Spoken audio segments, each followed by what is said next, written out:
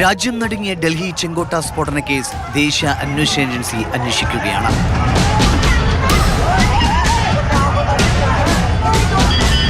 NIA additional director Vijay സാഖറേക്കാണ് അന്വേഷണത്തിന്റെ ചുമതല. ഒരു IG, 2 DIGമാർ, 3 SPമാർ, DSPമാർ എന്നിവർ ഉൾപ്പെടുന്നതാണ് അന്വേഷണ സംഘം. ആഭ്യന്തര മന്ത്രാലയം അന്വേഷണ ചുമതല കൈമാറിയതിന് പിന്നാലെ ജമ്മു കശ്മീർ പോലീസിൽ നിന്നും ഡൽഹി പോലീസിൽ നിന്നും NIA കേസ് രേഖകൾ ഏറ്റെടുത്തു. ചെങ്കോട്ടയിൽ നടന്ന കാർ ബോംബ് സ്ഫോടനം ഭീകരാക്രമണം തന്നെ എന്നുള്ള വിലയിരുത്തലാണ് അന്വേഷണ ഏജൻസികൾക്കും സർക്കാരിനും. ഇതിന്റെ അടിസ്ഥാനത്തിലാണ് NIAക്ക് കേസ് കൈമാറിക്കൊണ്ടുള്ള തീരുമാനം വന്നത്. NIA കഴിഞ്ഞ ദിവസം കേസ് ഏറ്റെടുക്കുകയും ചെയ്തിട്ടുണ്ട്. ഈ കാർ വാങ്ങിച്ചതിന് ശേഷം അതിന്റെ പുക പരിശോധനയുമായി ബന്ധപ്പെട്ടുള്ള കേന്ദ്രത്തിൽ നിന്നുള്ള CCTV ദൃശ്യങ്ങൾ പരിശോധിക്കുമ്പോൾ മറ്റ് 2 പേർ കൂടി ഈ കാറിൽ കയറുന്നുണ്ട്. ഫരീദാബാദ് SP നടത്തിയ വാർത്താ സമ്മേളനത്തിലും 2 പേരുടെ കാര്യം പറയുന്നുണ്ട്. അതായത് ഉമർ മുഹമ്മദിന് പുറമെ മറ്റ് 2 പേർ കൂടി ഉണ്ടായിരുന്നു എന്ന് പറയുന്നുണ്ട്. പക്ഷേ പിന്നീട് ഈ കാർ ഡൽഹിയിലേക്ക് എത്തുകയും ചെങ്കോട്ട പരിസരത്തും ഡൽഹിയിലെ പ്രധാന കേന്ദ്രങ്ങളിലുമൊക്കെ കറങ്ങി നടക്കുമ്പോൾ ഒരാൾ മാത്രമേ വാഹനത്തിലുണ്ടായിരുന്നുള്ളൂ. അത് ഡോക്ടർ ഉമർ മുഹമ്മദാണ്. അപ്പോൾ മറ്റു 2 പേർ ആരൊക്കെ എന്നുള്ളതാണ് സംശയം. പിടിയിലായ ഭീകര പ്രവർത്തകരുടെ എല്ലാ രേഖകളും ഇപ്പോൾ പോലീസ് പരിശോധിച്ചു വരികയാണ്. കോൾ ഡീറ്റെയിൽ റെക്കോർഡ്സുകൾ, ഡ്രൈവിംഗ് ലൈസൻസുമായി ബന്ധപ്പെട്ട കാര്യങ്ങൾ, ആധാർ അടക്കമുള്ള രേഖകൾ ഇവരുടെ കൈവശമുണ്ട്. ഇവയെല്ലാം തന്നെ വിശദമായ പരിശോധനയ്ക്ക് വിധേയമാക്കുമെന്ന് അന്വേഷണ വൃത്തങ്ങൾ അറിയിച്ചു. വലിയ തോതിൽ സ്ഫോടക ശേഖരം കണ്ടെത്തിയതുമായി ബന്ധപ്പെട്ട അന്വേഷണം ജമ്മു കാശ്മീരിൽ ഇപ്പോഴും തുടരുകയാണ്.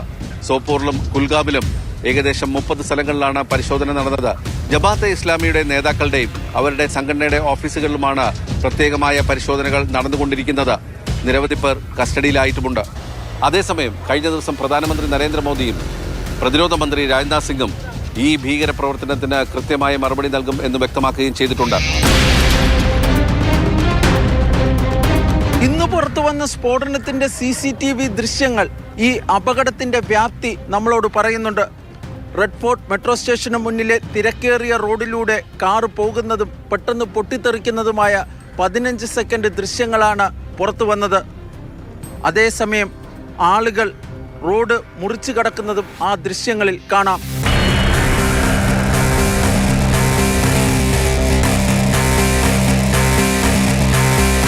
ഡൽഹി സ്ഫോടന ശേഷം ഭീകരപ്രവർത്തനത്തിന്റെ ഒരു ഹോട്ട്സ്പോട്ടായി ഫരീദാബാദ് മാറിയിട്ടുണ്ട്. ഡോക്ടർ ഉമറിന്റെയും സംഘത്തിന്റെയും ഒളിത്താവളം കൂടിയായിരുന്നു ഫരീദാബാദിലെ ദൗച്ചിലുള്ള അൽഫല സർവകലാശാല. അൽഫല സർവകലാശാലയുടെ കെട്ടിടങ്ങളാണ് എനിക്ക് പുറകിൽ കാണുന്നത്. അതായത് സർവകലാശാല, അതുപോലെ തന്നെ സർവകലാശാല ആശുപത്രി, അതിനപ്പുറത്തേക്ക് റിസർച്ച് ഇൻസ്റ്റിറ്റ്യൂട്ട്, അതിനകത്ത് ലബോറട്ടറികളുണ്ട്, മറ്റ് ഹോസ്റ്റലുകൾ, കെട്ടിടങ്ങൾ തുടങ്ങിയതെല്ലാം തന്നെ ഇതിനകത്ത് ഇപ്പോൾ നമുക്ക് കാണാൻ സാധിക്കും. ഇതിപ്പോൾ ഒരു ടെറർ ഹബ്ബായി, ഒരു ഹോട്ട്സ്പോട്ടായി മാറിയിട്ടുണ്ട്. അതിന് പ്രധാനമായിട്ടും കാരണം ഈ 3 ഡോക്ടർമാരും ഇവിടെ ജോലി ചെയ്ത് പോകുന്നിരുന്നു എന്നുള്ള കാര്യമാണ്. ഇവരുമായി ഒരു ജോലി എന്നുള്ള കാര്യത്തിനപ്പുറത്തേക്ക്, അതായത് അധ്യാപകരായിട്ടും അതുപോലെ തന്നെ ജൂനിയർ ഡോക്ടറായിട്ടും ഇവിടെ പരിശോധിച്ചിട്ടുണ്ട്, പ്രവർത്തിച്ചിട്ടുണ്ട് എന്നുള്ള അപ്പുറത്തേക്ക് മറ്റെല്ലാ ബന്ധങ്ങളും നിഷേധിക്കുകയാണ് എന്തായാലും സർവകലാശാല ഇപ്പോൾ ചെയ്തിരിക്കുന്നത്. ഈ സർവകലാശാലയ്ക്ക് അകത്തെ ഏറ്റവും പ്രധാനപ്പെട്ട ഒരു കാര്യം കൂടിയാണ് ഇപ്പോൾ പരിശോധിച്ചുകൊണ്ടിരിക്കുന്നത്. അതായത് വിസിറ്റേഴ്സ് രജിസ്റ്റർ, ഇവരെ കാണാൻ വേണ്ടി, അതായത് 3 പേരുണ്ട്. ഒന്നാമത്തേത് വനിതാ ഡോക്ടറാണ്. അതിനപ്പുറത്തേക്ക് മറ്റ് 2 പേർ, ഉമർ, ഗുലാം നബി, അതുപോലെ തന്നെ ഡോക്ടറായിട്ടുള്ള മുസമിൽ. ഇവരുടെ 3 പേരെയും കാണാനായി ആരൊക്കെ ഇവിടേക്ക് എത്തി എന്നുള്ള കാര്യങ്ങൾ പരിശോധിച്ചു കൊണ്ടിരിക്കുകയാണ്. ഏറ്റവും നിർണായകമായിട്ടും ആ കാര്യങ്ങൾ പോയിക്കൊണ്ടിരിക്കുന്നു. അതിനപ്പുറത്തേക്ക് ഇവരുമായി ബന്ധപ്പെട്ടിട്ടുള്ളവർ, വിദ്യാർത്ഥികൾ, അതുപോലെ സഹപ്രവർത്തകർ, അവരെയും കൂടി ചോദ്യം ചെയ്തുകൊണ്ടിരിക്കുകയാണ് ഈ ഒരു ഘട്ടത്തിൽ നടക്കുന്നത്. ഒരു പക്ഷേ കൂടുതൽ ആളുകളെ കസ്റ്റഡിയിലെടുക്കാനുള്ള നീക്കം കൂടി ഉണ്ടായേക്കാം. അതെല്ലാം തന്നെ ഇപ്പോൾ നടന്നുകൊണ്ടിരിക്കുന്ന ചോദ്യം ചെയ്യലിൻ്റെ അടിസ്ഥാനത്തിലായിരിക്കും എന്നുള്ള കാര്യം കൂടി പോലീസ് പറയുന്നുണ്ട്. കാരണം എത്ര പേർ എന്നുള്ള ഒരു ചോദ്യം ഇപ്പോഴും നിലനിൽക്കുന്നുണ്ട് ഇവരുമായി ബന്ധപ്പെട്ടിട്ടുള്ളത്. ഈ പരിസരത്തെ ഒരു പള്ളിയിൽ നിന്ന് തന്നെയാണ് ഇമാമിനെയും കസ്റ്റഡിയിലെടുത്ത് ജമ്മുവിലേക്ക് കൊണ്ടുപോയിട്ടുള്ളത്. അയാളെയും വിശദമായി ചോദ്യം ചെയ്തു വരുന്നു. ഒപ്പം തന്നെ ഇപ്പോൾ കസ്റ്റഡിയിലുള്ള ഡോക്ടർമാർ, അവരുടെയും പക്കൽ നിന്നും ലഭിക്കുന്ന വിവരങ്ങളുടെ അടിസ്ഥാനത്തിലാണ് ഇപ്പോൾ പ്രധാനപ്പെട്ട അന്വേഷണം പുരോഗമിച്ചുകൊണ്ടിരിക്കുന്നത്. ഈ സർവകലാശാലയ്ക്ക് ചുറ്റുമുള്ള കടകൾ, വീടുകൾ, അതെല്ലാം കൂടി ഇപ്പോൾ പരിശോധിച്ച് വരികയാണ് ഇപ്പോൾ ഈ ഒരു ഘട്ടത്തിൽ. പുറമേ ഇവിടെ നിന്നും ഒരു 4 കിലോമീറ്റർ മാറി മറ്റൊരിടമുണ്ട്. അവിടെയാണ് മുസമിൽ കഴിഞ്ഞ 2 മാസമായി വാടകയ്ക്കെടുത്ത് ഈ വലിയ തോതിൽ 2600 കിലോയിലധികം അമോണിയം നൈട്രേറ്റും മറ്റ് ആയുധങ്ങളും സൂക്ഷിച്ച ഇടം. അതിന് സമീപത്തെ വീടുകളിലും അന്വേഷണ സംഘം എത്തി പരിശോധന നടത്തുന്നു. CCTV എല്ലാം തന്നെ ശേഖരിക്കുന്നു. അങ്ങനെ ഒരു പഴുതും വിടാതെ കൃത്യമായിട്ടുള്ള എല്ലാ വിവരവും ശേഖരിക്കാൻ വേണ്ടിയിട്ടുള്ള പരിശോധനയും അന്വേഷണവും തന്നെയാണ് ഈ ഒരു ഘട്ടത്തിലും പുരോഗമിച്ചുകൊണ്ടിരിക്കുന്നത്. ഒപ്പം ഫരീദാബാദിൽ നിന്നും നിരവധി വിവരങ്ങൾ ഇനിയും ലഭിക്കാനുണ്ട്. പ്രത്യേകിച്ചും ആ കാറ് ഒരുപാട് കാലം ഇവിടെ പാർക്ക് ചെയ്തിരുന്നു, ഏകദേശം 2 ആഴ്ച കാലം ഇവിടെ പാർക്ക് ചെയ്തിരുന്നു എന്നുള്ളതൊക്കെ ഉള്ളതുകൊണ്ട് ഫരീദാബാദിലെ ക്രൈംബ്രാഞ്ച് സംഘവും പോലീസും ഇവിടേക്ക് എത്തുന്നുണ്ട്. അടുത്ത ദിവസങ്ങളിൽ ഒരു പക്ഷേ NIAയും ഇവിടെ എത്തി പരിശോധന നടത്തും എന്നുള്ള വളരെ നിർണായകമായിട്ടുള്ള ഒരു വിവരം തന്നെയാണ് ഇപ്പോൾ പുറത്തേക്ക് വന്നുകൊണ്ടിരിക്കുന്നത്.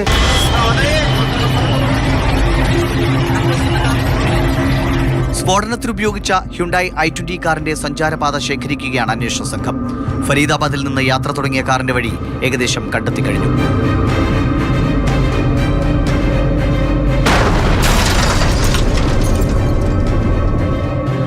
സർവകലാശാലയാണ് ഇപ്പോൾ അവിടെ നിന്നാണ് ഈ ഡൽഹി സ്ഫോടനത്തിലേക്കുള്ള യാത്ര തുടങ്ങിയത്. അപ്പോൾ ഡോക്ടർ ഉമറിന്റെ ആ ഹുണ്ടായി i10 അതിലെ യാത്ര വഴി ആ സഞ്ചാരപാതയാണ് നമ്മൾ ഇനി വിശദമായി നോക്കാൻ പോകുന്നത്. അതായത് നമുക്ക് ഓരോ സമയത്തും ആ കാർ ഏത് വഴിയിലൂടെ ഏത് മേഖലയിലൂടെ കടന്നുപോയി എന്നാണ് ഇനി നമ്മൾ പറയാൻ പോകുന്നത്. ഇപ്പൊ നമ്മുടെ മുന്നിൽ ഒരു മാപ്പിന്റെ സഹായത്തോടു കൂടിയാണ് ഞാൻ നിങ്ങളിലേക്ക് ആ വിവരങ്ങൾ എത്തിക്കുന്നത്. നമുക്ക് തുടങ്ങുന്നത് പുലർച്ചെ 2 മണിയിൽ നിന്നാണ്. പുലർച്ചെ 2 മണിക്ക് ഈ പറഞ്ഞൊരു ഹോട്ട്സ്പോട്ടായി ഇപ്പോൾ ഫരീദാബാദ് മാറുകയാണ്, ശ്രദ്ധാ കേന്ദ്രമായി ഫരീദാബാദ് മാറുകയാണ്. ആ ഫരീദാബാദിലെ അൽഫല യൂണിവേഴ്സിറ്റിക്ക് സമീപം ആ കാർ നിൽക്കുകയാണ്. അവിടെ നിന്ന് കാർ യാത്ര ആരംഭിക്കുകയാണ്. അടുത്ത സ്പോട്ട് അത് 7:30-ക്കാണ്. 7:30-ക്ക് ഫരീദാബാദിലെ ഏഷ്യൻ ആശുപത്രിക്ക് സമീപം ആ കാർ എത്തിയിട്ടുണ്ട്. അതായത് ആ യാത്ര തുടങ്ങുന്നത് ഫരീദാബാദിൽ നിന്നാണ്, ഡൽഹിയിലേക്ക് എത്തണം. ആ വഴി കാർ പോയ വഴിയാണ് നമ്മൾ പറയുന്നത്. അത് കഴിഞ്ഞ് 8:03 ബദർപൂർ ടോൾ പ്ലാസ കടന്ന് ഈ കാർ പോവുകയാണ്. 8:03 ഈ ടോൾ പ്ലാസ കടന്ന് മുന്നോട്ട് ഡൽഹിയിലേക്ക് പോകുന്നത്. അത് കഴിഞ്ഞ് 8:20 ഈ ഹുണ്ടായി i10 കാർ അത് ഓക്ലയിലെ പെട്രോൾ പമ്പിൽ എത്തുന്നുണ്ട്. പെട്രോൾ പമ്പിൽ നിന്ന് പെട്രോൾ ഇന്ധനം അടിക്കുകയാണ്. അത് കഴിഞ്ഞ് വീണ്ടും ആ കാർ യാത്ര തുടരുകയാണ്. 10 മിനിറ്റ് കഴിഞ്ഞ് 8:30 കാർ DND ഫ്ലൈ ഓവറിലൂടെ കയറുന്നുണ്ട്. DND ഫ്ലൈ ഓവറിലൂടെ കയറുന്ന കാർ 3:19 പിന്നീട് 3:19 എന്ന് പറയുന്ന സമയം വളരെ നിർണായകമായ സമയമാണ്. ഈ 3:19 ആകുമ്പോഴേക്കും ഡൽഹിയിലേക്ക് എത്തിക്കഴിഞ്ഞിട്ടുണ്ട്. നമ്മുടെ ഈ ബ്ലാസ്റ്റ് നടന്ന ചെങ്കോട്ടയ്ക്ക് സമീപത്തെ പാർക്കിംഗ് ഏരിയയിലേക്ക് ഈ കാർ എത്തുകയാണ്. അവിടെ ഈ 3:19 ഈ കാർ ആ പാർക്കിംഗ് ഏരിയയിൽ പാർക്ക് ചെയ്യുകയാണ്. അത് കഴിഞ്ഞ് 3:19 പാർക്ക് ചെയ്തിരിക്കുന്ന ഈ കാർ പിന്നെ പുറത്തേക്ക് എടുക്കുന്നത് അത് 6:48-നാണ്. അതായത് ഏകദേശം 3 മണിക്കൂറിലധികം നേരം ആ പാർക്കിംഗ് ഏരിയയിൽ ഈ കാർ നിർത്തിയിട്ടിരിക്കുകയാണ്. അതിന്റെ CCTV ദൃശ്യങ്ങളൊക്കെ ഇപ്പോൾ നമ്മുടെ മുന്നിൽ ലഭ്യമായിട്ടുണ്ട്. അത് കഴിഞ്ഞ് 6:48 കൃത്യം 6:48-നാണ് ആ പാർക്കിംഗ് ഏരിയയിൽ നിന്ന് ആ കാർ പുറത്തേക്ക് ഇറങ്ങുന്നത്. കാർ പുറത്തേക്ക് ഇറങ്ങി കഴിഞ്ഞ് നോക്കൂ, നമുക്കറിയാം ഈ രാജ്യത്തെ നടുക്കിയ ബോംബ് ബ്ലാസ്റ്റ്, ആ ടെറർ അറ്റാക്ക് ഉണ്ടായത് 6:52-നാണ് ആ പൊട്ടിത്തെറി. വെറും 4 നിമിഷം കൊണ്ട് ആ കാർ പൊട്ടിത്തെറിക്കുകയാണ്. ഇതാണ് നമ്മൾക്ക് ഇപ്പോൾ നമ്മുടെ മുന്നിൽ ലഭ്യമായിരിക്കുന്ന ആ കാറിന്റെ സഞ്ചാരപാത. ആക്രമണം നടത്തിയെന്ന് അന്വേഷണ സംഘം സംശയിക്കുന്ന പുൽവാമ സ്വദേശി ഡോക്ടർ ഉമർ നബി കാർ ഓടിക്കുന്നത് ദൃശ്യങ്ങളിൽ കാണാം. ഫരീദാബാദിൽ നിന്ന് പിടികൂടിയ 2900 കിലോഗ്രാം അമോണിയം നൈട്രേറ്റ് ഉൾപ്പെടെയുള്ള സ്ഫോടക വസ്തു ശേഖരത്തിൽ നിന്ന് തുടങ്ങിയ അന്വേഷണമാണ് വൈറ്റ് കോളർ ടെറർ മൊഡ്യൂളിലേക്ക് എത്തി നിൽക്കുന്നത്.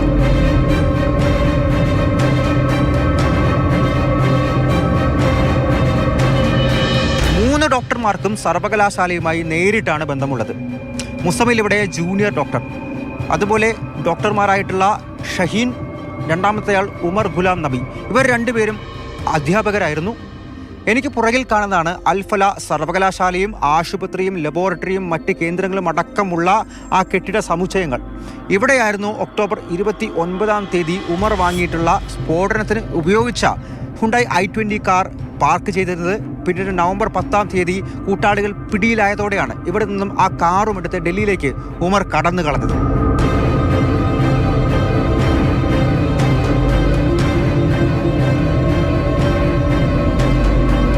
അന്വേഷണ സംഘത്തിന്റെ നിഗമനത്തിൽ ഫരീദാബാദിലെ ടെറർ മൊഡ്യൂളിന്റെ മാസ്റ്റർ മൈൻഡ് ഇമാം ഇർഫാൻ അഹമ്മദാണ്.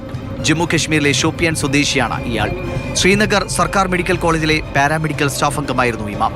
അവിടെ വെച്ചാണ് പാകിസ്ഥാൻ ആസ്ഥാനമായി പ്രവർത്തിക്കുന്ന ഭീകര സംഘടനയായ ജെയ്ഷെ മുഹമ്മദിന്റെ ആശയത്തിലേക്ക് മെഡിക്കൽ വിദ്യാർത്ഥികളെ ഇമാം ആകർഷിക്കുന്നത്. ഈ മിഷനിൽ ഇമാമിന്റെ സഹായികളാണ് ഡോക്ടർ മുസമിൽ ഷക്കീലും ഡോക്ടർ മുഹമ്മദ് ഉമറും. 3 പേരും സർവകലാശാലയുമായി ബന്ധപ്പെട്ട് പ്രവർത്തിക്കാൻ തുടങ്ങിയിട്ട് എത്ര കാലമായി എന്നുള്ളതിൽ പൂർണ്ണ വ്യക്തത വന്നിട്ടില്ല. അപ്പോഴും ഉമർ ഇവിടെ എത്തിയിട്ട് ചുരുങ്ങിയത് 2 മാസമെങ്കിലും ആയിരിക്കുന്നു. മറ്റു 2 പേരും അതിനു മുന്നേ തന്നെ എത്തിയതാണ്. ഇപ്പോൾ ഇവിടെ സർവകലാശാലയ്ക്ക് അകത്തെ വിസിറ്റേഴ്സ് ഡെയിലി രജിസ്റ്ററാണ് പരിശോധിച്ചുകൊണ്ടിരിക്കുന്നത്. ഇവരെ 3 പേരും കാണാൻ പുറത്തുനിന്ന് ആരൊക്കെ വന്നു എന്നുള്ള കാര്യത്തിൽ കൂടുതൽ വ്യക്തത വരണം. അതിലൂടെ ഇവർക്ക് ബന്ധമുള്ളവരിലേക്കും എത്താൻ വേണ്ടിയിട്ടുള്ള പരിശോധനകളാണ് ക്രൈംബ്രാഞ്ച് മുന്നോട്ട് കൊണ്ടുപോയിക്കൊണ്ടിരിക്കുന്നത്.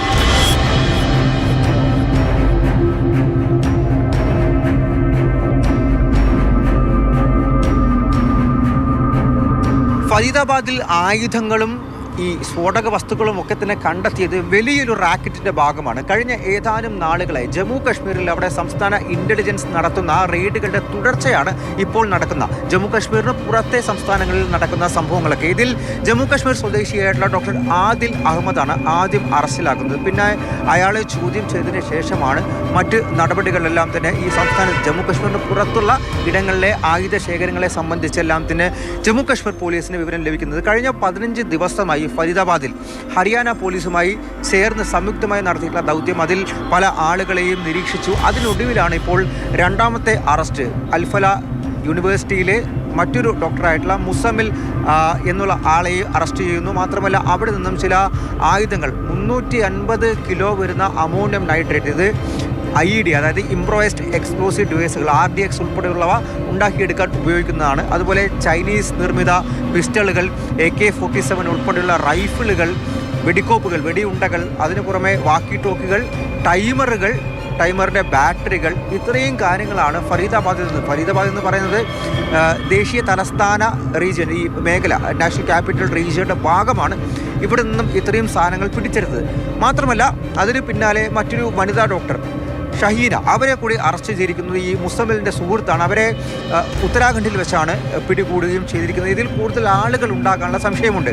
കൂടുതൽ അറസ്റ്റുകൾ ജമ്മു കാശ്മീരിൽ ഉണ്ടായിട്ടുണ്ട്. എന്തായാലും മറ്റ് സംസ്ഥാനങ്ങൾ ഡൽഹിയും ഹരിയാനയും ഉത്തർപ്രദേശും പഞ്ചാബും ഒക്കെ കേന്ദ്രീകരിച്ച്, ഹിമാചൽ അടക്കമുള്ള സംസ്ഥാനങ്ങൾ കേന്ദ്രീകരിച്ച് വളരെ വലിയ അന്വേഷണം, ഈ സംസ്ഥാനങ്ങളെയെല്ലാം പോലീസ് സേനയും അതുപോലെ ഇൻ്റലിജൻസിനെയും സംയുക്തമായി ഒപ്പം ചേർന്ന് ജമ്മു കാശ്മീരിലെ പോലീസ് തന്നെയാണ് ഈ അന്വേഷണങ്ങൾക്കും റെയ്ഡുകൾക്കും എല്ലാം തന്നെ നേതൃത്വം നൽകുന്നത്. എന്തായാലും അടുത്ത ദിവസങ്ങളിലും ഇത്തരം റെയ്ഡുകൾ തുടരുമെന്നുള്ള കാര്യം തന്നെയാണ്. ഇവരെ ചോദ്യം ചെയ്തതിലൂടെ ഇവർക്ക് ജെയ്ഷെ മുഹമ്മദുമായി ബന്ധമുണ്ട് എന്നുള്ള കാര്യം കൂടി വ്യക്തമായിരിക്കുകയാണ്. അതായത് ഇന്ത്യയിൽ പലയിടങ്ങളിലായി വിവിധ ഭീകരാക്രമണങ്ങൾ ഇവർ പദ്ധതിയിട്ടിരുന്നു. അത്തരം പദ്ധതികൾ കൂടിയാണ് ഇവരെ പിടികൂടുന്നതിലൂടെ ഇപ്പോൾ പോലീസിന് തകർക്കാൻ കൂടി സാധിച്ചിട്ടുള്ളത്. എന്തായാലും കൂടുതൽ അന്വേഷണങ്ങളും കൂടുതൽ റെയ്ഡുകളും ഉണ്ടാകും. ഒരുപക്ഷെ ഇനിയും ആളുകൾ അറസ്റ്റിലാകാനുള്ള സാധ്യതയും തള്ളിക്കളയുന്നില്ല എന്നുള്ള കാര്യം തന്നെയാണ് ഹരിയാന പോലീസ് ഈ പുതിയ റെയ്ഡിൻ്റെ കാര്യങ്ങൾ വിശദീകരിച്ചുകൊണ്ട് വ്യക്തമാക്കിയിട്ടുള്ളത്.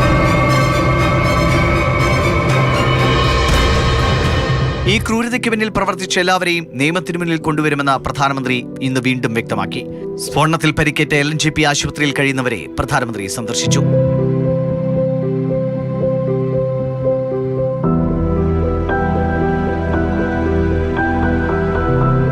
പ്രധാനമന്ത്രിയുടെ വാക്കുകളിൽ നിന്ന് ഒരു കാര്യം വ്യക്തമാണ്. ചെങ്കോട്ട ഭീകരാക്രമണത്തിന് പിന്നിൽ പ്രവർത്തിച്ച ഭീകരർക്കെതിരെ കടുത്ത നടപടി ഉണ്ടാകും. അത് എപ്പോൾ മാത്രമാണ് എന്നാണ് ഇനി അറിയേണ്ടത്.